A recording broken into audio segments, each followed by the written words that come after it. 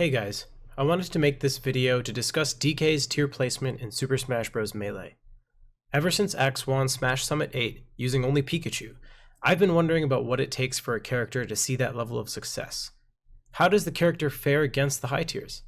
Does the character have any absolutely terrible matchups? What holds back other characters that we presume to be mid-tier in the current meta? And how did Pikachu sneak up on us the way he did? I would propose using the following framework. How does a character's fundamental skills measure up, such as kill power, mobility, and recovery? Does the character have any major flaws? If so, what are they? And does the character have an X factor? I use the X factor as a catch-all term to mean unique tools that a character can utilize in specific scenarios to overcome or counteract any major weaknesses. It may feel unintuitive, but I believe that characters with big flaws can win tournaments, and not just with a lucky bracket.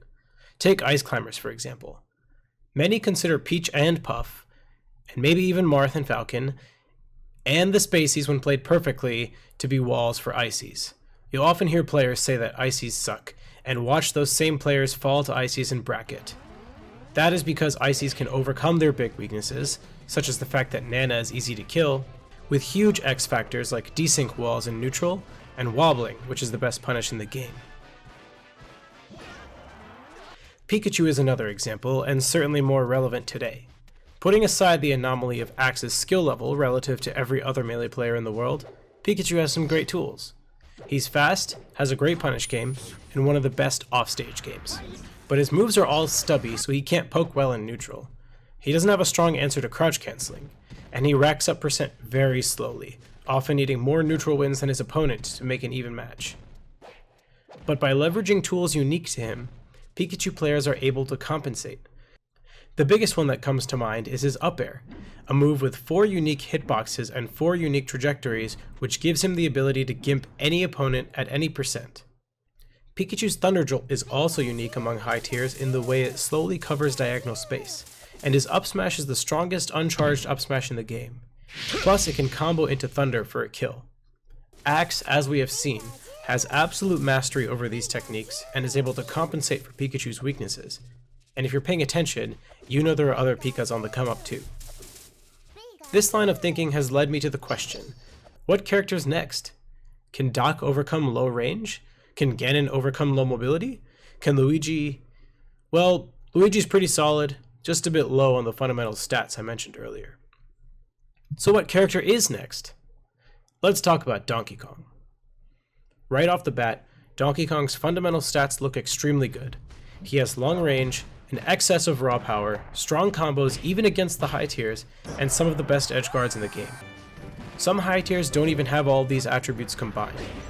In my view, his 2 major weaknesses are his large hurtbox, making him easy to poke and combo, and his difficulty approaching due to a lack of fast forward-facing moves. But I will argue that his unique attributes are enough to net him sufficient neutral wins to get those heavy punishes and juicy edge guards he needs to consistently win games. For those unfamiliar with DK, he plays a bit like Marth in neutral. He's looking for grabs, poking you with a huge bear, and generally controlling his space. His back air is actually similar in range to Jigglypuff's, and although his aerial mobility isn't quite the same, he can use the same 50-50 mix-up that Jigglypuff uses by mixing in landing back airs and tomahawk grabs. When he lands a hit or grab, he actually looks a lot more like Falcon. He hits like a truck with his up air strings and giant punch finishers. Although he doesn't have a tool like Falcon's Nair in neutral, he can use pivots to approach with back airs, and his uppy out of shield is an invincible get-off-me move. Now let's talk about what gives DK his X factor. The cargo throw is one of DK's signature moves. When grabbing an opponent, you can throw up, down, or back like normal. Or you can press forward to set up a cargo throw.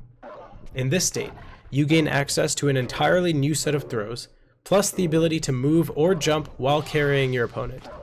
This means you can reposition to a favorable position before throwing your opponent, or even take your opponent for a ride off stage if they can't mash out in time. Cargo up throw is DK's bread and butter. At low percent, you can chain grab Spaceys with it, and it's just as easy to get regrabs on them as it is with Pikachu or Peach.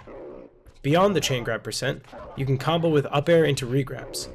On virtually every other character, you get something confirmed off cargo up throw at most percents, be it back air or up air or fair. At high percents, you can set up for edge guards or kill outright. At around 60%, you can start doing cargo up throw into giant punch on midweights.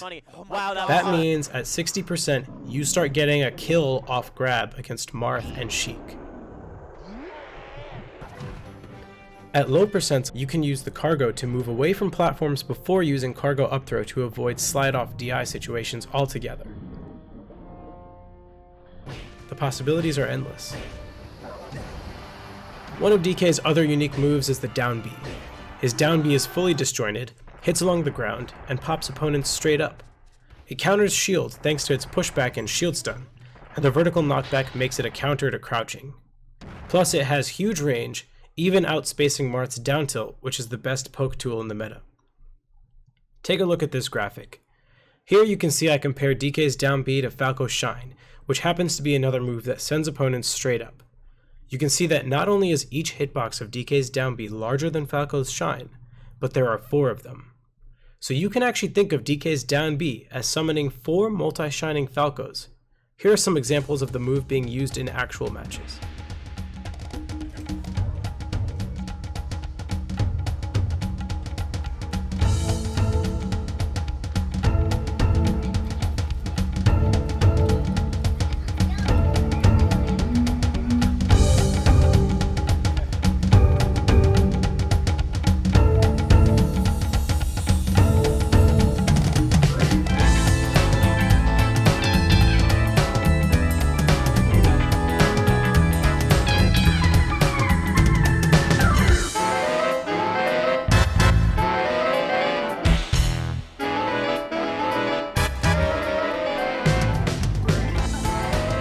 One of the ways in which you can mitigate DK's hurtbox issue is through the use of shield.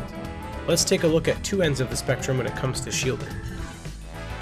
Mr. Game & Watch is considered by many to have a shield so bad that he was not even finished by the developers. You can very clearly see here that DK's shield, unlike Game & Watch, is large and covers most of his body. When the exact size is overlaid, the difference is extremely clear. I think most people know about this. But here's something you might not have known. Sheik's shield is considered by many to be the best shield in the game, but did you know that DK's shield is actually larger? They look pretty close in size at a glance, but I've overlaid Sheik's shield size against DK's so that you can see the difference. And if you really want to make sure every part of DK's body is protected, you can change the degree to which you push down the shield trigger to activate a light shield, which spreads even wider and ensures you won't be poked. I mentioned that DK has trouble approaching earlier, which is true, but when one of his moves lands, it packs a punch, and I mean that literally. On DK's fair, he has a wind-up animation, so you'll be able to whiff punish moves even while approaching. The uncharged DK punch has a huge range, so you can use it as an overshoot on an opponent that likes to dash back a lot. Speaking of dash back, I would recommend checking out the set I had against Zane at the Big House 8. There's a lot of good material there if you want to see these tools being used in real time. I hope you found this video informative, and as always, thanks for watching.